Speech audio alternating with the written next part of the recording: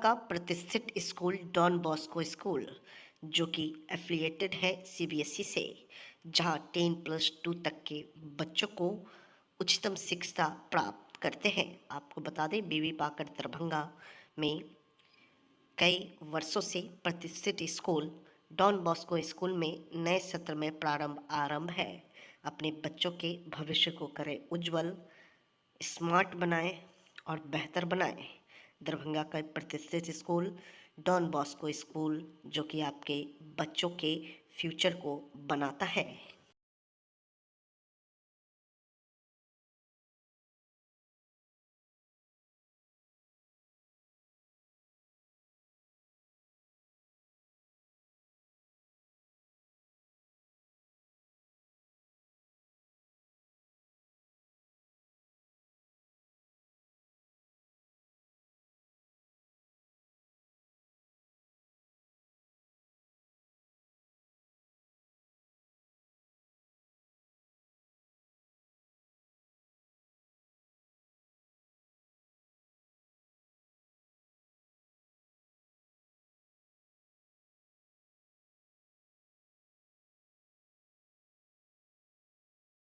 अब दरभंगा शहर में सुजुकी गाड़ी लेना हुआ आसान, शानदार माइलेज के साथ कम कीमत में आने वाली बाइक से लेकर स्कूटी के लिए मशहूर कंपनी सुजुकी एजेंसी का हुआ छोटा एक सैद नगर में ओपनिंग।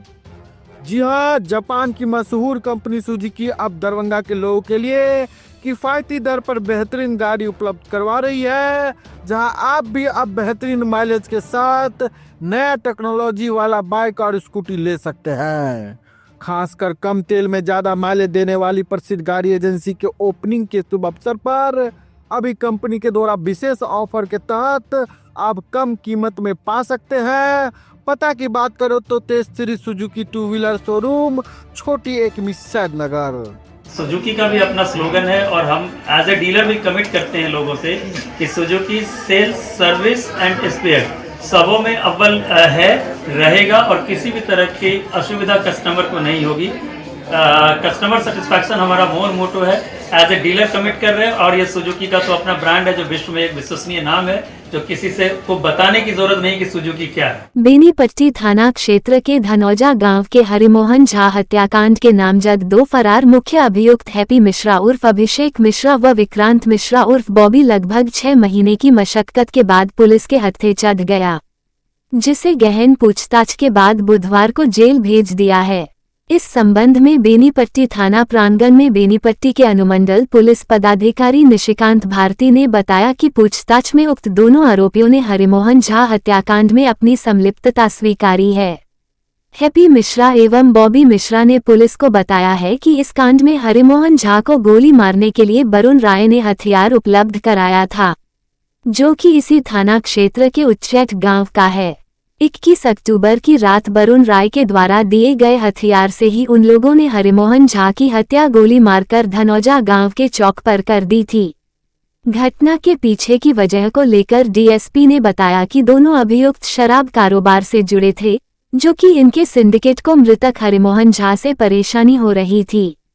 मृतक शराब कारोबार और उससे जुड़े सिंडिकेट के बारे में पुलिस को सूचना दे देते थे। उनकी मंशा थी कि उनके समाज के युवा गलत राह पर नहीं चलें।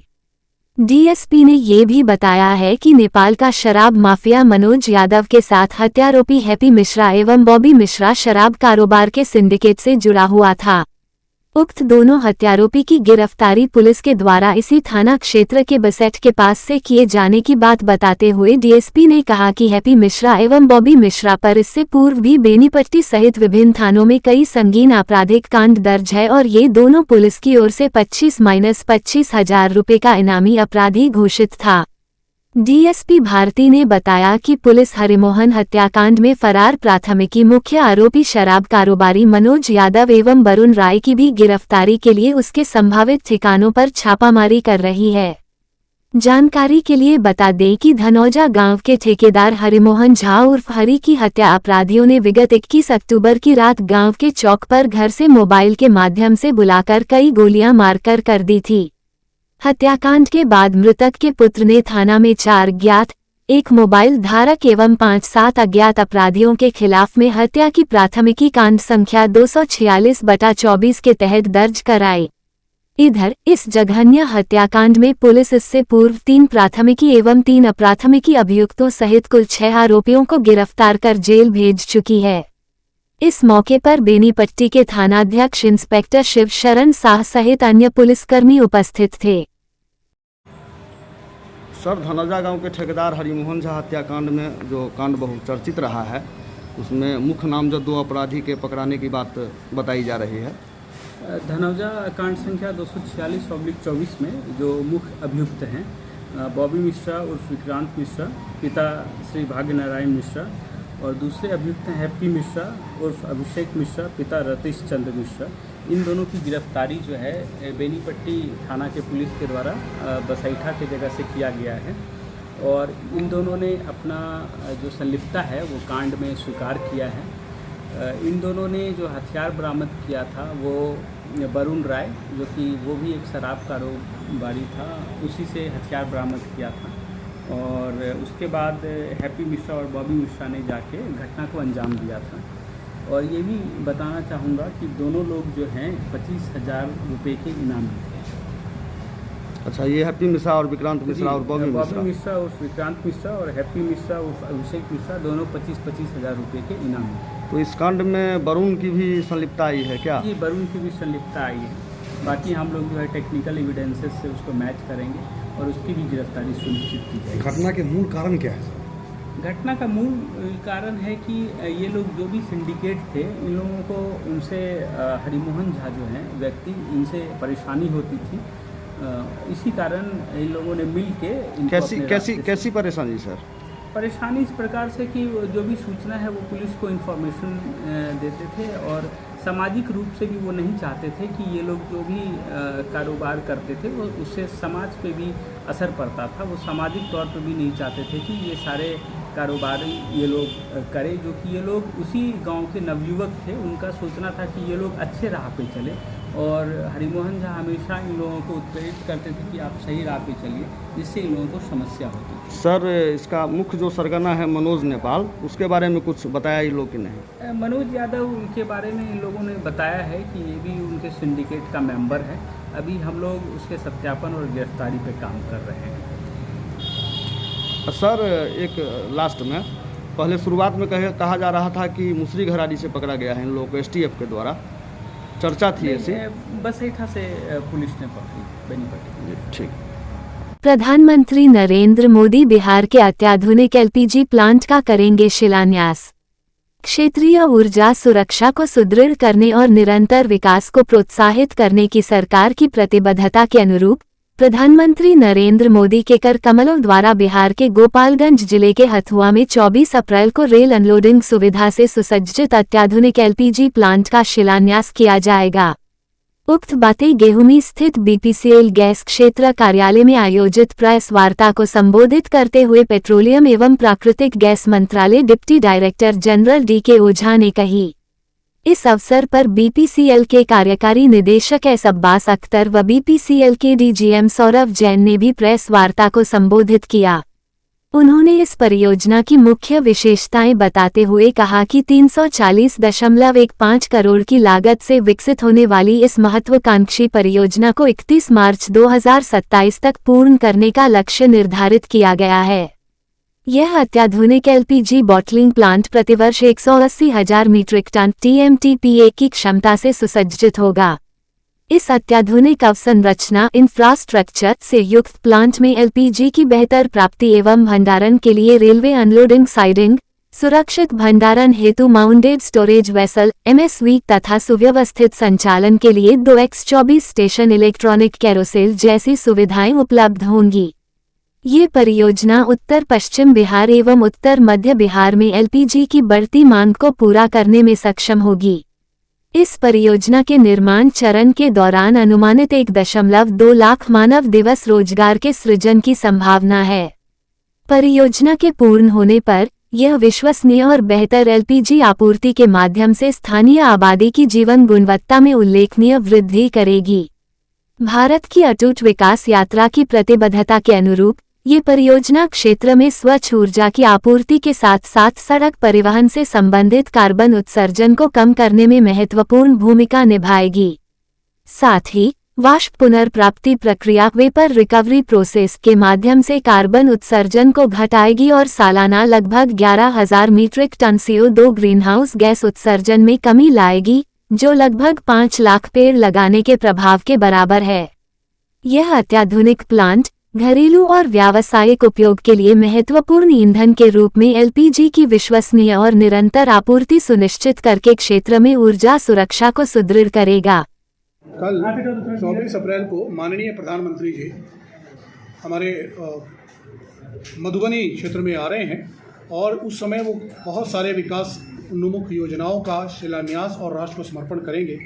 उसी कड़ी में BPCL के द्वारा बनाया जाने वाला यह बॉटलिंग प्लांट जो गोपालगंज जिले के हथुआ में निर्मित हो रहा है, इसका भी प्रधानमंत्री जी कल शिलान्यास करेंगे।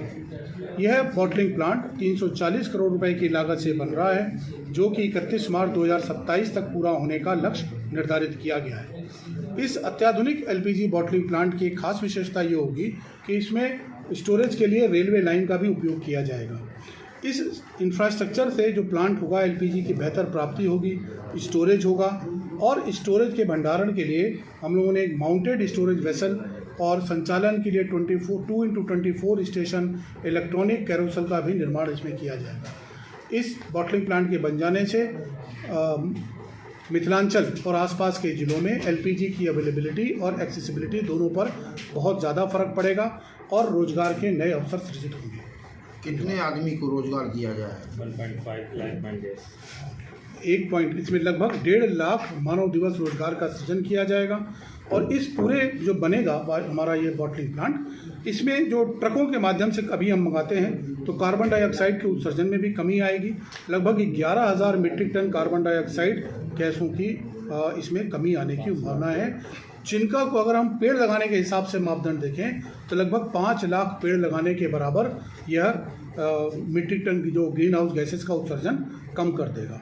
तो इस अत्याधुनिक प्लांट से जो घरेलू और व्यावसायिक उपयोग के लिए महत्वपूर्ण ईंधन के रूप में LPG की विश्वसनीय और निरंतर आपूर्ति सुनिश्चित करेंगे और क्षेत्र में हमारी ऊर्जा सुरक्षा को मजबूत और सुदृढ़ करेगा। क्या नाम हुआ सर आपका? सर, मेरा नाम है doctor DK Ojha, deputy DG, deputy director general from ministry of petroleum and natural gas. स्वागत करता हूँ Shri DK Ojha, deputy director general ministry of petroleum natural gas, government of India.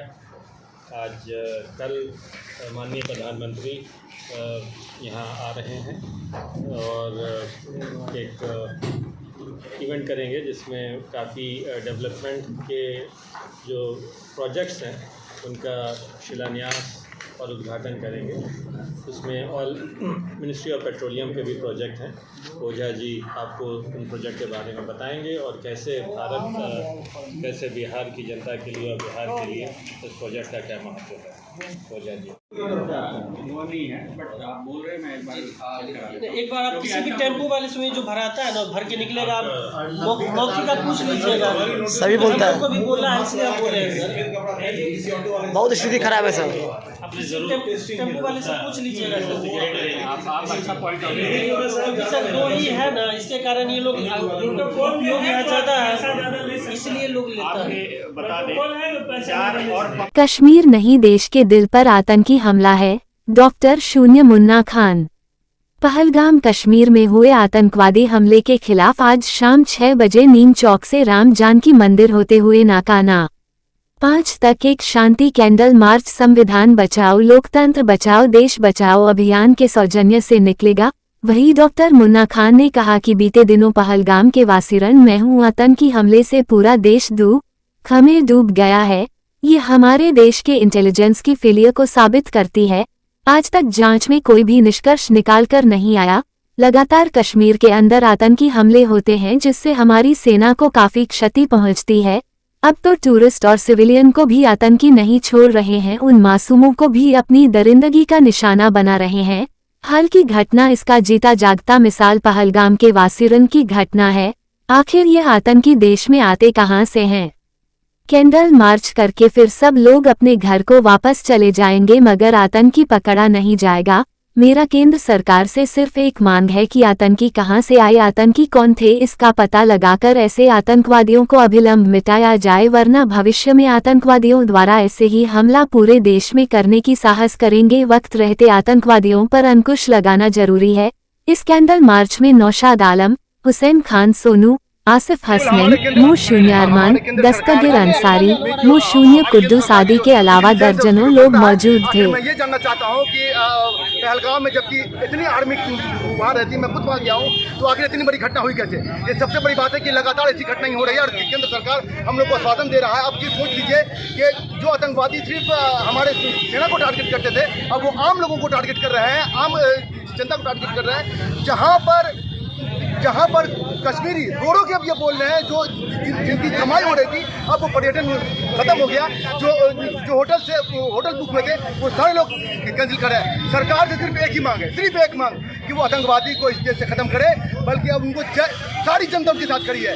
और जो प्रशासन जो मीडिया नेगेटिव फैला रही है, गलत नेगेटिव फैला रही है, उसका मैं सीधे तौर पर खंडन करता हूँ कि किसी भी आतंकवादी का कोई धर्म नहीं होता और न कोई जात होता है। आतंकवादी सिर्फ आतंकवादी होता है, वहाँ पे गरीब मासूम लोग मरे हैं। इसीलिए समाज के तमाम लोग केंद्र सरकार से मांग करते हैं कि अविलंब ऐसे आतंकवादियों को खोज कर मारा जाए ताकि देश में हमारे शांति बहाल हो। ये बताया जा रहा है मीडिया रिपोर्ट्स में कि जाति धर्म पूछ करके मारा गया है। ये बिल्कुल सर, वहाँ के कश्मीरियों का फेसबुक पे आ रहा है सर, बहुत सारे दोस्त हमारे मौजूद हैं। आखिर अगर कि जाति धर्म, मैं सिर्फ ये कहना चाहता हूँ कि किसी भी आतंकवादी का कोई जातीय धर्म होता है क्या?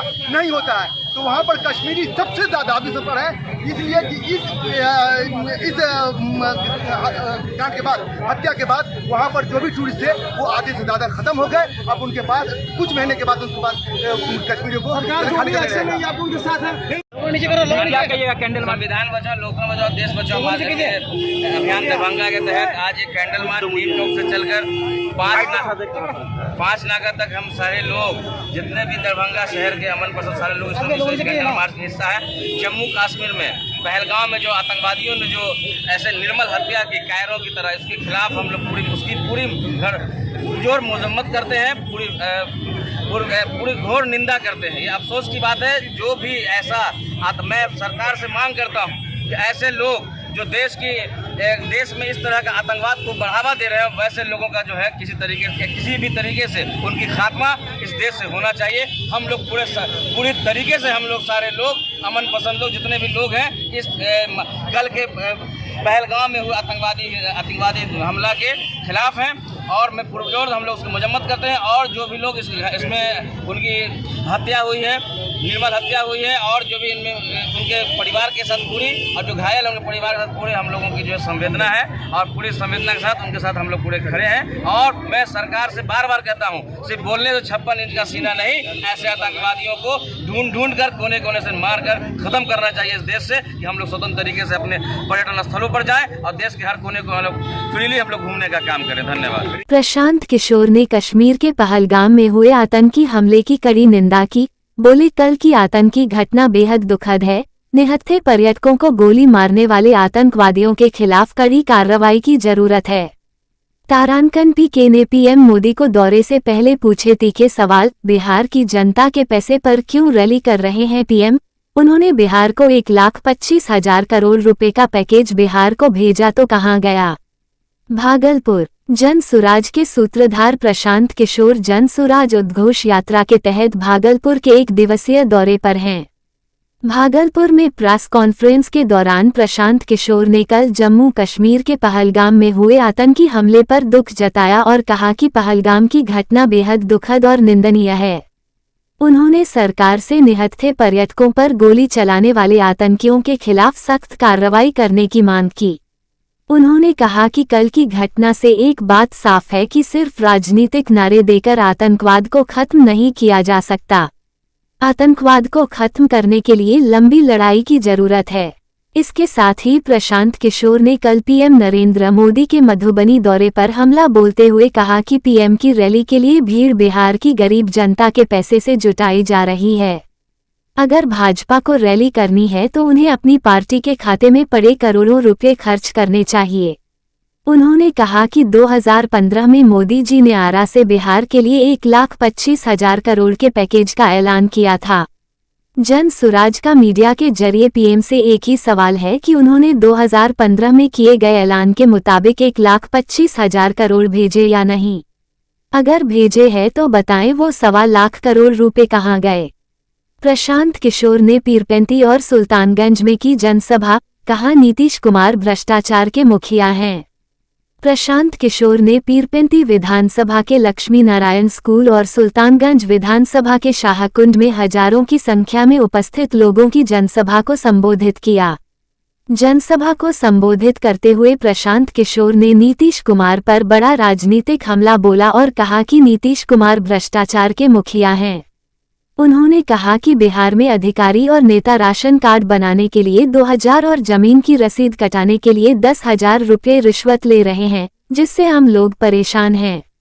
उन्होंने भागलपुर की जनता से अपील की कि उन्हें और उनके बच्चों को लूटने वाले नेताओं को वोट न दें। अगली बार अपने बच्चों के लिए वोट दें और बिहार में जनता का राज स्थापित करें। भागलपुर पहुंचने पर प्रशांत किशोर का नवगछिया 0 माइल, भागलपुर 0 माइल, सबौर ममलखा बाजार, कहलगांव बाजार, पीरपेंती बाजार, कजरैली बाजार, राधानगर चौक आदि स्थानों पर बड़ी संख्या में लोगों ने स्वागत किया। और जिन नेताओं ने आपको लूटा है, आपके बच्चों को अनपढ़ मजदूर बनाया है, चाहे आपके जात का है कि धर्म का, आपके जान पहचान का है या आपके धंधे वाला है, उसको वोट नहीं देना है। नहीं देना है ना। जिन नेताओं ने आपको लूटा उसको वोट देना है कि नहीं देना, जरा ईमानदारी से बताइए ना। हाथ उठा के बहुत आदमी ना बोल रहा है, सही बोलो। जिन नेताओं ने आपको लूटा है उसको वोट देना है कि नहीं देना है? हाथ उठाकर बताइए। जिन नेताओं ने आपको लूटा है उसको वोट दीजिएगा कि नहीं दीजिएगा? तब नीतीश कुमार को हम लोग टाटा बाई बाई बोल दे, चचा को हम लोग हटा दें कि नहीं हटाए? अरे नीतीश चचा को रखना है कि हटाना है? आवाज नहीं आया। नीतीश चचा को रखना है कि हटाना है? नीतीश चचा कह रहे हैं कि हम शराबबंदी लागू किए हैं। शराब यहाँ बंद है कि बिक रहा है? बताइए तो, बिक रहा है कि नहीं बिक रहा है? राशन कार्ड बनाने में 2,000 रुपया घूस लग रहा है कि नहीं लग रहा है? कि जमीन का दाखिल खारिज में, जमीन का रसीद कटवाने में 10,000 रुपया घूस ले रहा है कि नहीं ले रहा है? ले रहा है ना? ले रहा है ना घूस? तो घूस का मुखिया कौन है? घूस का मुखिया नीतीश कुमार है। तो नीतीश कुमार को रखना है कि हटाना है? आवाज नहीं आए। सब लोग ईमानदारी से बोलिए, नीतीश कुमार को रखना है कि हटाना है? अब मोदी जी आकर कहेंगे कि नीतीश को मान लीजिए, तो मान लीजिएगा ना? खाली यही का लड़का बोल रहा है। बोले ना बिहार के आदमी सुधरेगा नहीं। सोच कर बोलिए भाई, नीतीश कुमार को रखना है कि हटाना है? हाथ उठाकर बोलिए, झूठ नहीं बोलना है। हाथ उठाकर बोलिए। अब मोदी जी आकर कहेंगे कि नीतीश को दे दीजिए, तो दीजिएगा कि नहीं दीजिएगा? नहीं दीजिएगा ना। लालू जी का जंगल राज लाना है, ललटेन वाला नहीं लाना है। तो क्या करना है? अगली बार वोट सिर्फ और सिर्फ अपने बच्चों के लिए और जनता के राज को कायम करने के लिए देना है। एम्स निर्माण कार्य शुभारंभ। माननीय मंत्री महोदय ने एम्स निर्माण स्थल का किया निरीक्षण। मंगल पांडेय, माननीय स्वास्थ्य मंत्री बिहार सरकार सह जिला प्रभारी मंत्री द्वारा दरभंगा एम्स निर्माण स्थल शोभन में एम्स के निर्माण कार्य का निरीक्षण किया। इस अवसर पर माननीय मंत्री महोदय ने संवाददाता को संबोधित करते हुए कहा कि एम्स निर्माण का कार्य दरभंगा में शुरू हो गया है। स्थल का मुआयना किया गया है। उन्होंने कहा कि आवश्यक प्रारंभिक कार्यों के लिए उपकरण तथा मशीन आना शुरू हो गया है।